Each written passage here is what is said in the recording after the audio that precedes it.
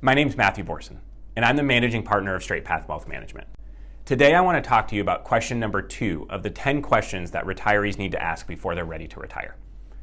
And question number 2 is, when should I claim Social Security?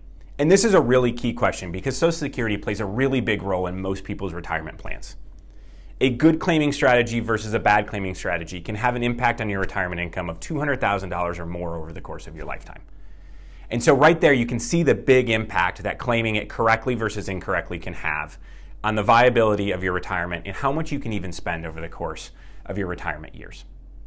And so I think it's first reasonable to start at explaining what Social Security is at its core, what the basics are, and then use that to then look at some different claiming strategies and how to maximize your benefits. So the first key concept of Social Security is the concept of full retirement age. The Social Security Administration calls this FRA. This is when you're entitled to your full Social Security benefit. For most people looking at retiring today, that's going to be age 67. Historically, it was 65. They moved it back to 66. It was kind of laddered up to 67. But for most people in their late 50s, we're looking at a full retirement age of age 67 now. You can claim Social Security, though, as early as age 62. But for every year that you claim early, you take a little bit of a penalty. That's about 7% per year.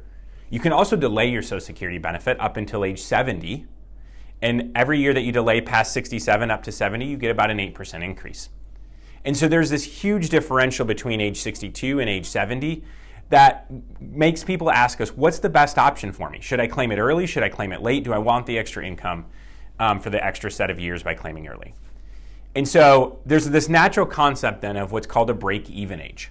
How long do I have to live to make delaying Social Security and getting a bigger benefit worth it versus taking the extra years of income even though it's a smaller benefit? And so when you run the math, typically we look at a break-even age of somewhere between age 77 or 78.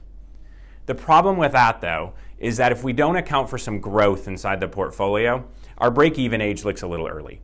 And so the extra years of income that you're taking, if those were invested in earning some interest, that would probably delay the break-even age a little bit more.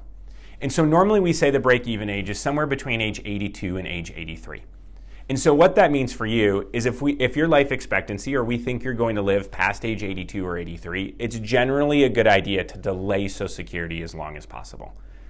If for whatever reason we don't think that that's a reasonable life expectancy for you, then we want to claim Social Security a little bit earlier. So with that as the baseline of the rules surrounding Social Security, we can look at some of the different claiming strategies. And so for most of our retirees, if they are healthy, we typically recommend that they delay at least one of their benefits. And I mean one of their benefits is if they're married couples are entitled to 2 different benefits. They're entitled to the primary benefit as well as a spousal benefit. That spousal benefit could be based on that spouse's earning record, or at the very least, it's typically going to be half of the primary earner's benefit. And so we'll execute some strategies where we'll delay at least one of those benefits to longer, till about age 70 many times, so that we can get the maximum benefits long term. And many times we'll take a smaller spousal benefit a little bit earlier. The reason we do that is because another important concept with Social Security is that it's the bigger benefit that stays with a married couple no matter who passes away. So even if it was the primary breadwinner with a higher Social Security amount that passes away first, it's going to be their benefit that stays, and it's going to be the smaller of the 2 benefits that goes away first.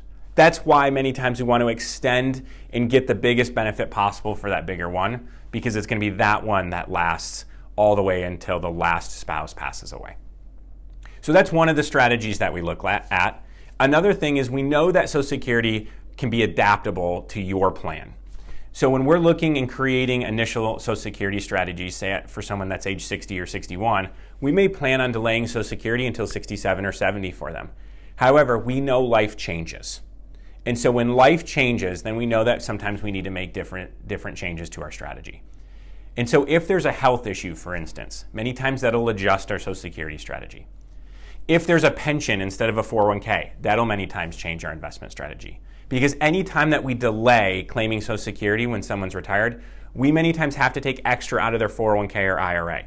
That option isn't available for a pension, which many times means we have to claim Social Security early. So there's lots of different variables. Hopefully I gave you a little bit of a taste of a little bit about what we talk about with clients and some of the initial strategies. But the reality is that for you, many times the strategy will be a little bit different. These are highly customized strategies. And so if you want to learn more, we have an exclusive PDF on our website that walks through this question along with the other 9 questions that retirees need to answer before they retire. And you can download that and get even a further, more detailed explanation of how Social Security works and the key aspects and some of the strategies that you can use. Even better, though, to get a truly personalized strategy that's in your best interest, reach out to me or my team. We'd be more than happy to meet with you, more than happy to talk to you about what Social Security means for you and how it fits in your retirement plan and what the best option is for you going forward.